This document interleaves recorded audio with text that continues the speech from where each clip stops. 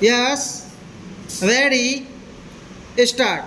The House will remember that there was some talk at one stage of a Commonwealth citizenship. Now it was difficult to understand what the status of Commonwealth citizenship might be, except that it meant that its members were not completely foreign to one another. That unforeignness remains, but I think it is as well that we felt of talking about something vague which could not be surely defined.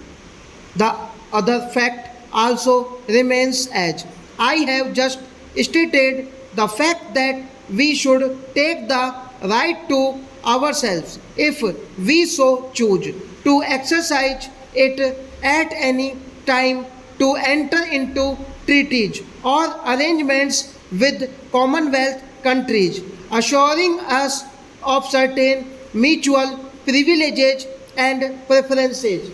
I have briefly placed before the House this document.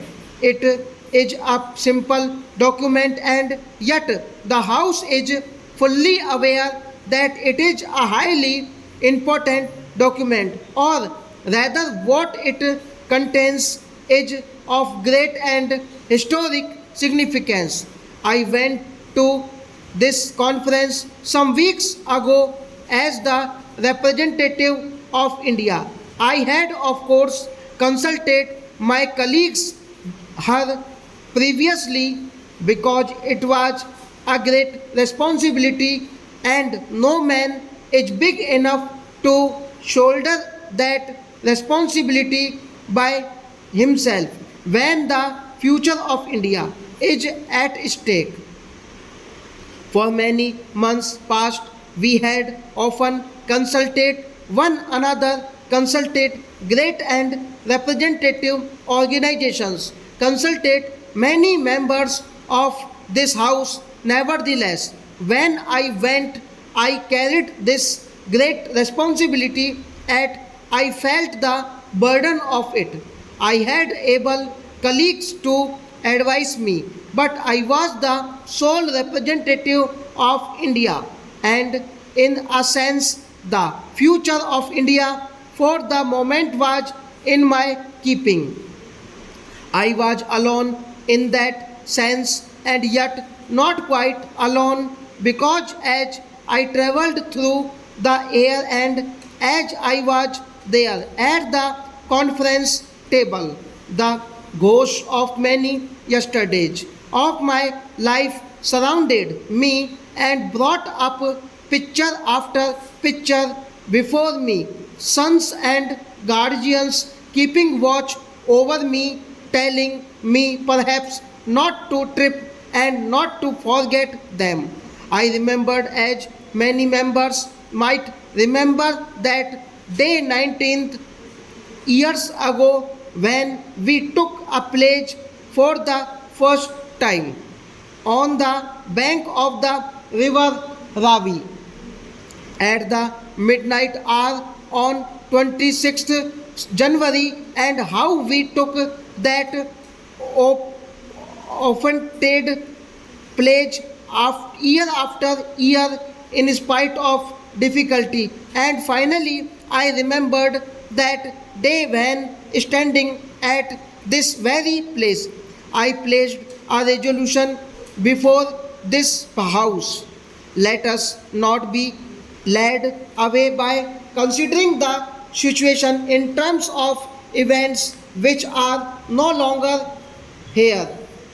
You will see that the resolution of the Congress that I have read out says that because India becomes a republic, the association of India with the Commonwealth must, of course, change. Further, it says that free association may continue subject only to our complete freedom being assured. How now that is exactly what has been attempted in this declaration of London.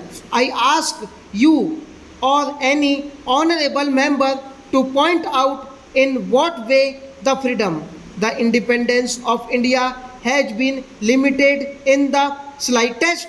I do not think it has been. In fact, the greatest stress has been laid not only on the independence of India but on the independence of each individual nation. In the Commonwealth, I am often asked how we can join a Commonwealth in which there is racial discrimination, in which there are other things happening to which we object. That I think is a fair question, and it is a matter which must necessarily give us some trouble in our thinking. Nevertheless, it is a question which does not really arise. That is to say, when we have entered into an alliance with a nation or a group of nations, it does not mean that we accept their policies, and it does not mean that we commit ourselves in any way to something that they may do. In fact, this House knows that we are carrying on at the present moment a struggle, or our countrymen are carrying on a struggle in regard to racial discrimination in various parts of the world. The House knows that the few years one of the major questions before the United Nations at the instance of India has been the question of Indians in South Africa. May I, if the House will permit me for a moment, refer to an event which took place yesterday, that is the passing of the resolution at the General Assembly of the United Nations, and express my appreciation and my government's appreciation of the way our delegation has functioned in this matter, and our appreciation of all those nations of the United Nations, almost all, in fact all, barring South Africa, which finally supported the attitude of India, one of the pillars of our foreign policy, repeatedly stated as to fight against racial discrimination, to fight for the freedom of suppressed nationalities. Are we compromising on that issue by remaining in the Commonwealth?